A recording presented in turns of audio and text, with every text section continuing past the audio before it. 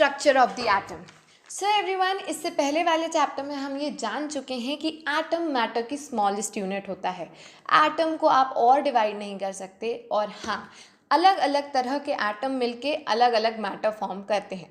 So people, आज के video में हम समझने वाले हैं कि क्या सही में एक एटम को आप डिवाइड नहीं कर सकते, कैसे एक एटम दूसरे एटम से डिफरेंट होता है, and also we will be understanding कि एटम के अंदर कौन से सब एटॉमिक पार्टिकल्स होते हैं, ऑल्सो कि एटम दिखता कैसे है।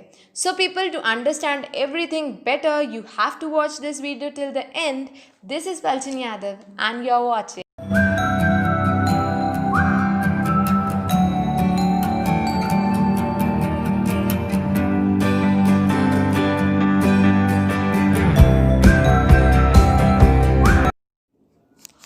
सो गाइज, जैसे कि हम सबको पता है कि एटम हमारे मैटर की स्मॉलेस्ट यूनिट है और उसे हम फर्दर डिवाइड नहीं कर सकते। ये चीज़ हमने लास्ट चैप्टर में पढ़ी थी। तो कहने का मतलब ये है कि अगर आप एटम को और डिवाइड नहीं कर सकते, तो इसका मतलब यही है ना कि एटम के अंदर अब कुछ भी नहीं है जिसमें वो फर्दर डिवाइड हो सके। There is nothing inside an atom, right? लेकिन अगर मैं आपसे कहूँ कि एक एक्सपेरिमेंट करते हैं, एक्सपेरिमेंट में आप एक कोम लो और उस कोम को अपने बालों में रब करो। रब करने के बाद उस कोम को आप पेपर्स के कुछ पेपर पीस के सामने रखना, और आप देखोगे कि वो जो पेपर पीस हैं वो कोम से अट्रैक्ट हो जाते हैं। एक्चुअली में कुछ ऐसा होता है जैसे कि स्क्रीन पे ये इमेज आप देख रहे हो। तो सवाल ये उठता है कि अगर एटम के अंदर कुछ नहीं है, एटम में कोई भी चीज़ें प्रेजेंट नहीं है, तो फिर कोम को रब करने पे ऐसा क्या हुआ कि उसके एटम्स चार्ज्ड अप हो गए। नंबर 2, कि उस कोम ने पेपर को अट्रैक्ट क्यों किया। Guys, these were the questions जिसकी वजह से एवरीबडी वॉज अंडरस्टैंडिंग कि एटम के अंदर ऐसा तो कुछ है जो कि चार्ज प्रोड्यूस कर रहा है, मतलब एटम फर्दर डिवाइड हो सकता है, मतलब एटम के अंदर सब एटॉमिक पार्टिकल्स प्रेजेंट हैं। इसी चीज़ को आंसर करने के लिए कि एटम के अंदर क्या प्रेजेंट है और कौन कौन से सब एटॉमिक पार्टिकल्स प्रेजेंट हैं, हमारे साइंटिस्टों ने रिसर्च की, एटम्स को और अच्छे से जाना, जिसमें से हमारे सबसे पहले साइंटिस्ट जे थॉमसन ने 1900 में इलेक्ट्रॉन की डिस्कवरी की, जो कि एटम के अंदर पाया जाता है। लेकिन इनसे भी पहले हमारे एक साइंटिस्ट थे जिनका नाम था ई गोल्डस्टीन, जिन्होंने 1886 में कैनाल रेस की डिस्कवरी की। अब अगर आपसे कोई पूछे या एग्ज़ाम में आए कि कैनाल रेस क्या होते हैं, तो आप लिखेंगे कि canal rays positively charged rays हैं, और इन्हीं पॉजिटिवली चार्ज रेज ने हमें एक सब एटॉमिक पार्टिकल की डिस्कवरी करके दी जिसका नाम था प्रोटॉन। तो एवरीवन, हमें ये तो समझ में आ गया कि एटम के अंदर कुछ होता है जिसकी वजह से चार्ज प्रोड्यूस होता है। क्या होता है एटम के अंदर? इलेक्ट्रॉन्स होते हैं जैसे जे थॉमसन ने बताया, प्रोटॉन होते हैं जैसे कि ई गोल्डस्टीन ने बताया।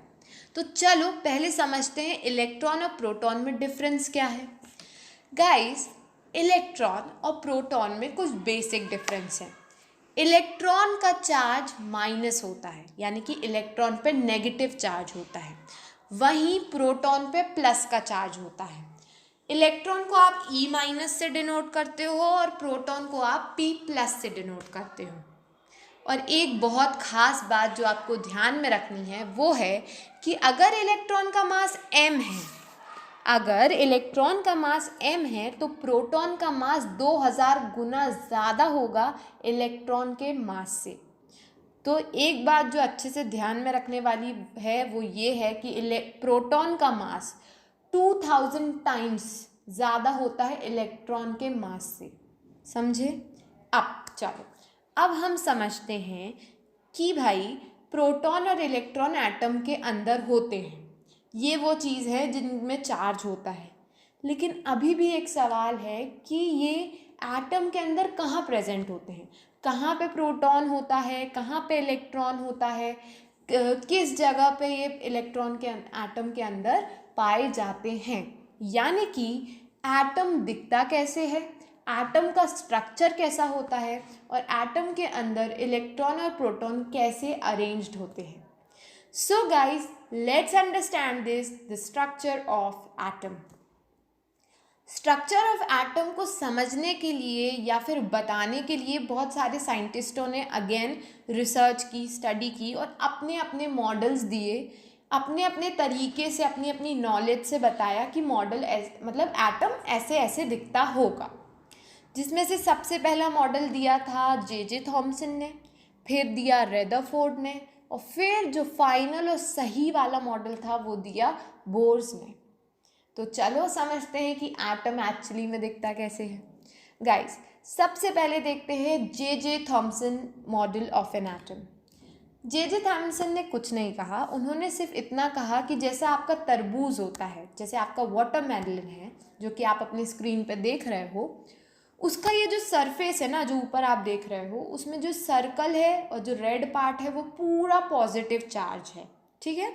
उसमें पूरी जगह प्रोटॉन्स हैं, और ये जो आपकी सीड्स है, ये जो काले दाने हैं, ये सीड्स हैं, ये आपके इलेक्ट्रॉन्स हैं। तो कुछ नहीं, एक स्फीयर होता है जिसमें कि पूरा पॉजिटिव चार्ज फैला होता है और इलेक्ट्रॉन्स ऐसे सीड्स की तरह एम्बेडेड होते हैं, लगे हुए होते हैं। तो उन्होंने यही बात बोली कि भाई जो इलेक्ट्रॉन की ये स्फीयर में इलेक्ट्रॉन्स लगे हुए हैं और नेगेटिव एंड पॉजिटिव चार्ज जो है वो एक दूसरे को कैंसिल आउट करता है, तो हमारा इलेक्ट्रॉन न्यूट्रल है। पूरे इलेक्ट्रॉन पे कोई चार्ज नहीं है, क्योंकि जितने इलेक्ट्रॉन्स हैं उतने ही प्रोटॉन हैं। पॉजिटिव और नेगेटिव चार्ज ने एक दूसरे को कैंसिल आउट कर दिया। ये बात कही थी हमारे जे थॉमस ने। लेकिन इनका ये सबसे बड़ा ड्रॉबैक था कि जो अदर साइंटिस्टों ने स्टडी की और इनसे इनके मॉडल पे अलग अलग तरह के या अपने मॉडल्स दिखा के जो क्वेश्चंस पूछे, तो वो उनके आंसर नहीं कर पाए। He couldn't explain many different questions और facts asked by different scientist on his model, तो जिसकी वजह से इनका मॉडल फेल हो गया, ठीक है। इनका मॉडल फेल होने के बाद हमारे पास आए the second model, that is by Rutherford ने हमको दूसरा मॉडल ऑफ एटम दिया था, और उन्होंने मॉडल नहीं दिया था, उन्होंने एक एक्सपेरिमेंट करके कंक्लूजन्स दिए थे और फैक्ट्स बताए थे। तो चलो क्या किया था उन्होंने ली एक गोल्ड फॉइल और उन्होंने लिया हीलियम पार्टिकल्स, ये रेडियम लिया उन्होंने, जिसके अंदर अल्फ़ा पार्टिकल्स थे बहुत सारे, और उन्होंने बहुत सारे अल्फ़ा पार्टिकल्स को उस गोल्ड फॉइल पे फेंका। जैसे कि आप अपने स्क्रीन पर देख सकते हो कि बहुत सारे अल्फ़ा पार्टिकल्स की बीम को गोल्ड फॉइल पे फेंका। तो क्या हुआ, उन्होंने ये एक्सपेक्ट किया था कि जब मैं पूरे अल्फ़ा पार्टिकल्स को फेंकूँगा, तो क्योंकि वहाँ पे उस गोल्ड फॉइल के अंदर एटम्स प्रेजेंट हैं और उनमें पॉजिटिव चार्ज भी है, तो ये वो एटम्स इन अल्फ़ा पार्टिकल्स को डिफ्लेक्ट करेंगे और ये अपने पाथ से भटक जाएंगे। लेकिन अगेन, जैसे कि हम जो सोचते हैं वैसा हमेशा नहीं होता। तो हुआ क्या था, हुआ ये कि उन्होंने ये 3 ऑब्जर्वेशंस देखे। उन्होंने सबसे पहला ऑब्जर्वेशन देखा कि जब उन्होंने इतने सारे अल्फ़ा पार्टिकल्स को फेंका, तो उनमें से 90% of alpha particles straight pass out कर गए, यानी कि उनमें कोई असर नहीं पड़ा एटम का, वो सीधे सीधे एटम्स में से निकल गए, ठीक है। दूसरी चीज़ उन्होंने देखी, some of the alpha particles were deflected by small angle, यानी कि कुछ 5% ऐसे अल्फ़ा पार्टिकल्स थे जो कि अपने पाथ से डिफ्लेक्ट हो गए, भटक गए कुछ छोटे से एंगल से। और तीसरी सबसे बड़ी चीज़ जो उन्होंने देखी वो ये थी कि 12,000 में से कोई एक ऐसा अल्फ़ा पार्टिकल होगा जो सीधे जाएगा, एटम से टकराएगा और सीधे उसी पाथ पे वापस आ जाएगा। तो जब रदरफोर्ड ने ये 3 चीज़ें देखी तो उन्होंने कुछ कंक्लूजन्स निकाले। इन 3 ऑब्जर्वेशंस पे उनके कंक्लूजन्स थे, सबसे पहला, most of the space inside the atom is empty. Atom के अंदर का बहुत सारी जगह खाली होती है। क्यों खाली होती है? क्योंकि जब हमने अल्फ़ा पार्टिकल्स फेंके तो बहुत सारे अल्फ़ा पार्टिकल्स सीधे निकल गए, ये इंडिकेट करते हुए कि उनके रास्ते में कुछ भी नहीं पड़ा और बहुत सारी जगह एटम के अंदर ऑफ कोर्स एम्प्टी है। दूसरी चीज़ जो उन्होंने कंक्लूड की वो ये थी कि हमने देखा सिर्फ कुछ ऐसे अल्फ़ा पार्टिकल्स थे जो कि अपने पाथ से डिफ्लेक्ट हो गए, भटक गए।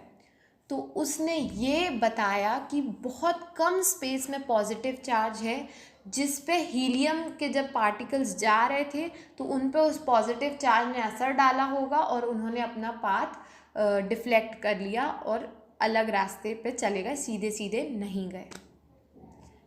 तीसरी जो सबसे इम्पॉर्टेंट चीज़ उन्होंने बोली थी वो ये थी कि जो पॉजिटिव चार्ज है और जो पूरे एटम का मास है या पूरे गोल्ड फॉइल का, जो पूरे गोल्ड फॉइल के एटम्स का मास है, वो बहुत छोटे वॉल्यूम में पॉजिटिव चार्ज के साथ बहुत छोटी सी जगह में कंसंट्रेटेड है, जिसका रेडियस एटम के रेडियस से बहुत छोटा है। जब उन्होंने ये चीज़ बोली कि एक बहुत छोटी सी जगह में पॉजिटिव चार्ज और पूरे एटम का मास कंसंट्रेटेड है और उस चीज़ का रेडियस बहुत कम है ना, तो उन्होंने ये भी बताया कि इस चीज़ को हम कहते हैं न्यूक्लियस। यानी कि there is a positively charge centre. Atom के अंदर एक पॉजिटिवली चार्ज सेंटर होता है जिसे हम न्यूक्लियस कहते हैं, और उसी न्यूक्लियस के अंदर पूरे एटम का मास भी होता है। इलेक्ट्रॉन इसी न्यूक्लियस के आसपास गोल गोल घूमते रहते हैं, जैसे कि हमारे सोलर सिस्टम में सन के अराउंड अर्थ, मरकरी, वीनस घूमते हैं, वैसे ही एटम के अंदर न्यूक्लियस के अराउंड हमारे इलेक्ट्रॉन्स घूमते हैं। और ये बात भी उन्होंने बोली कि हमारा न्यूक्लियस बहुत छोटा है, उसका रेडियस बहुत छोटा है इन कंपैरिजन टू पूरा एटम। ये चीज़ थी और ये डिस्कवरी उन्होंने की न्यूक्लियस की।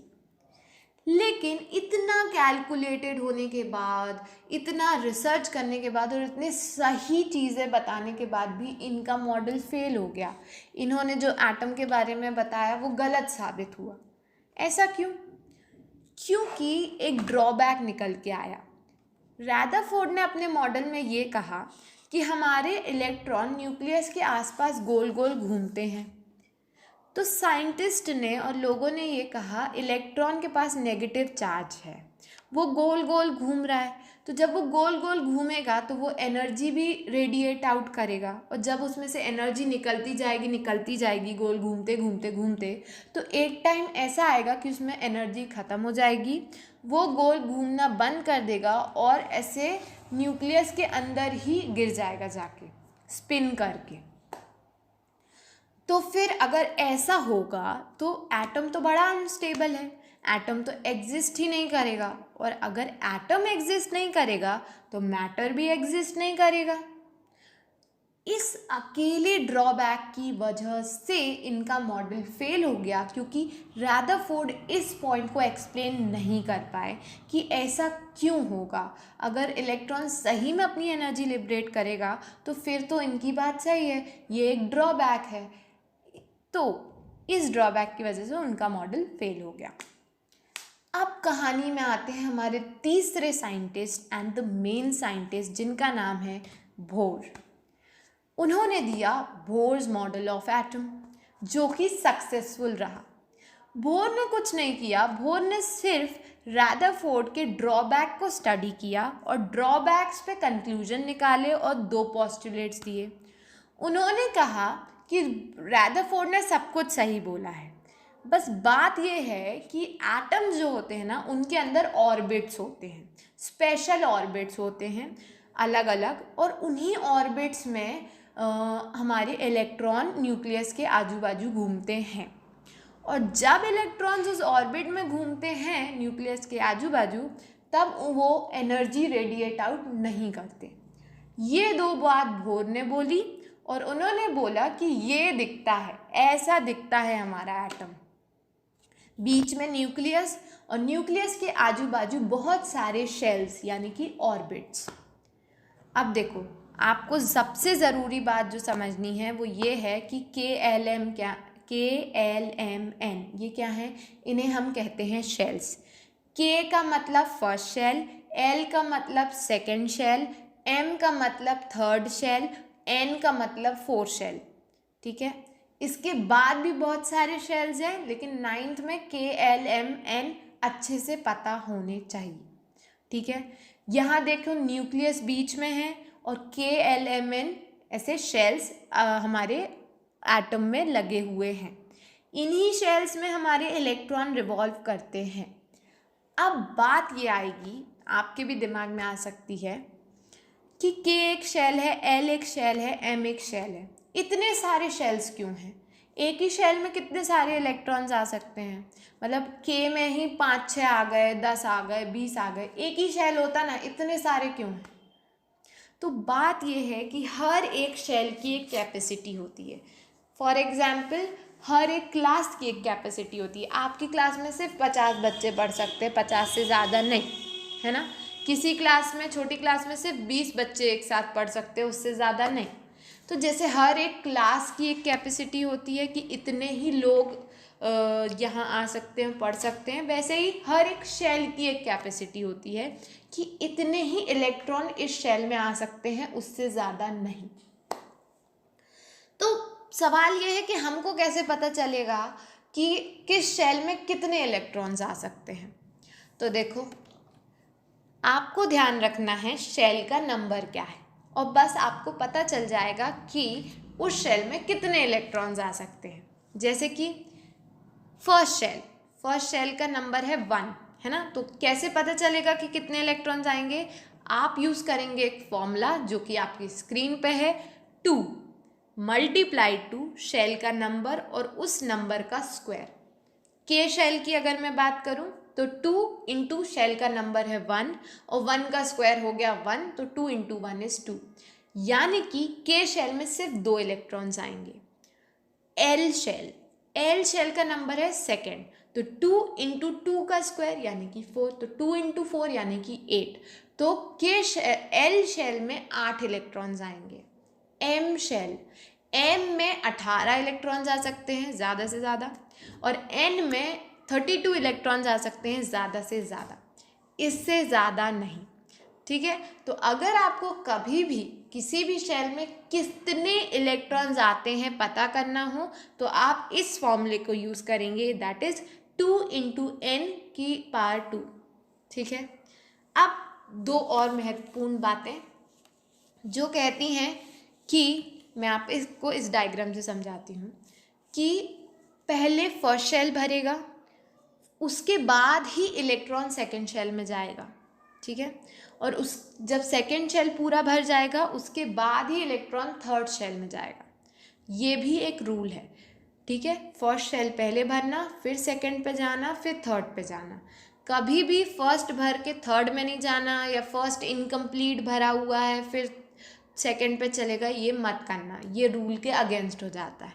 ठीक है, और द मोस्ट इम्पॉर्टेंट बात जो कि एक ऑक्टेट रूल है, वो कहती है कि अगर एक एटम है, मान लो जिसका एटॉमिक नंबर 18 है, तो उसमें 3 शेल्स हैं, तो जो आपका बाहर वाला, सबसे बाहर वाला जो शेल होगा उसमें 8 ही इलेक्ट्रॉन आएंगे।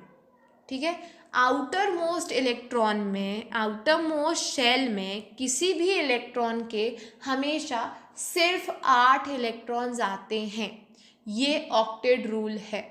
Here the things are written, maximum number of electron जो कि आउटर मोस्ट, सबसे बाहर वाले शेल में किसी भी एटम के आते हैं, वो 8 हैं। दूसरी चीज़, पहले फर्स्ट शेल भरेगा, फिर सेकेंड, फिर थर्ड, फिर फोर्थ, ऐसा। Okay, now this is something that we understood कि भाई एटम में इलेक्ट्रॉन है, प्रोटॉन है, एटम कैसा दिखता है, एटम में शेल होते हैं, K, L, M, N, इनके बारे में पढ़ लिया और कुछ रूल्स देख लिए। लेकिन अगर मैं आपसे पूछूं कि एटम में सिर्फ क्या इलेक्ट्रॉन और प्रोटॉन होते हैं और कुछ नहीं होता इलेक्ट्रॉन में, तो ये गलत है, क्योंकि इलेक्ट्रॉन में एक और चीज़ पाई गई थी 1932 में, जिसका नाम है न्यूट्रॉन। न्यूट्रॉन को आप सिर्फ N से डिनोट करोगे। न्यूट्रॉन पे ना पॉजिटिव चार्ज है ना नेगेटिव चार्ज है, इस पे कोई चार्ज ही नहीं होता है। ठीक है, तो सबसे पहली बात 1932 में इसको डिस्कवर किया था जे चैंडविक ने। दूसरी बात इसमें समझ लो कि इस पर कोई चार्ज नहीं है। और तीसरी बात ये सिर्फ हमारे एटम का मास बढ़ाता है और कुछ नहीं करता। ठीक है, तो ये था हमारा थर्ड एटॉमिक पार्टिकल। तो आज के वीडियो में हमने ये समझ लिया है कि एटम दिखता है कुछ ऐसा, जैसे कि आपकी स्क्रीन पे है। न्यूक्लियस होता है बीच में, न्यूक्लियस के अराउंड होते हैं ऑर्बिट्स, ऑर्बिट्स में घूमते हैं हमारे इलेक्ट्रॉन्स। 3 सब एटॉमिक पार्टिकल्स हैं, इलेक्ट्रॉन जिस पे नेगेटिव चार्ज है, प्रोटॉन जिस पे पॉजिटिव चार्ज है, न्यूट्रॉन जिस पे कोई चार्ज नहीं है। ठीक है, और न्यूक्लियस के अंदर पाए जाते हैं प्रोटॉन्स और न्यूट्रॉन्स। और एक बहुत ज़रूरी बात ध्यान से सुनो, प्रोटॉन का मास प्लस न्यूट्रॉन का मास इज इक्वल्स टू पूरे एटम का मास। ठीक है, तो guys this is the atom. ऐसे एटम दिखता है, ऐसे इलेक्ट्रॉन्स, प्रोटॉन्स, न्यूट्रॉन्स अरेंज होते हैं। और ऐसे हमने जाना कि क्या मॉडल्स थे, क्या एटम है, क्या शेल्स हैं और क्या रूल्स थे। आई होप आपको हर चीज़ अच्छे से समझ में आई होगी। एंड अगर आई है तो प्लीज़ चैनल को सब्सक्राइब कर देना, वीडियो को लाइक कर देना। और हाँ, सबसे ज़रूरी, नीचे डिस्क्रिप्शन में दिए गए लिंक को क्लिक करके इस वीडियो के क्विज को अटेंड करो और जानो कि आपने आज क्या सीखा। उसमें कुछ इंपॉर्टेंट क्वेश्चंस इंक्लूडेड हैं जो कि आपके NCERT से हैं। So guys, this is all for the video. Thank you so much for watching. Have a nice day.